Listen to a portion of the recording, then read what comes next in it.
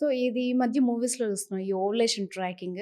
So, ఏంటి దీని concept ఏంటి? అంటే ఎట్లా గైడ్ చేస్తారు మీరు డాక్టర్స్‌గా? సో, దీంట్లో ఏంటి అనంటే వీళ్ళని మనము సెకండ్ డే ఆఫ్ పీరియడ్ మనము స్కాన్‌కి పిలుస్తాము. ఓకే. వాళ్ళలో ఆ ఓవరీస్‌లో ఎన్ని ఎగ్స్ ఉన్నాయో చూసుకొని, హ్మ్. ఆ మంత్‌కి వాళ్ళకి ఎగ్ తయారవ్వడానికి కొంచెం మెడిసిన్స్ ఇస్తాము. హ్మ్. అండ్ ఈ ఎగ్ ఫార్మ్ అవుతుందా లేదా అనేది మనం స్కాన్స్‌లో ట్రాక్ చేస్తాము.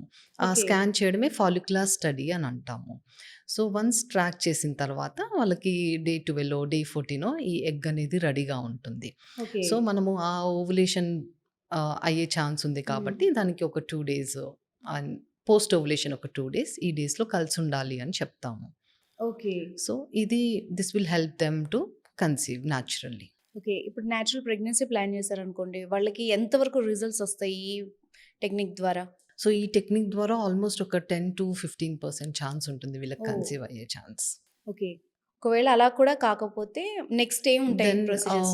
సో, ఒకవేళ ఈ చిన్న ట్రీట్మెంట్స్‌లో వీళ్ళు కన్సీవ్ హ్మ్. అవ్వలేదు.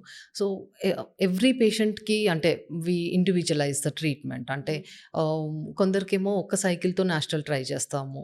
Then we shift to next treatment because వాళ్ళకి ఏజ్ ఫ్యాక్టర్ ఉంది, మేల్ ఫ్యాక్టర్ ఉంది, ఎగ్ కౌంట్ తక్కువుంది.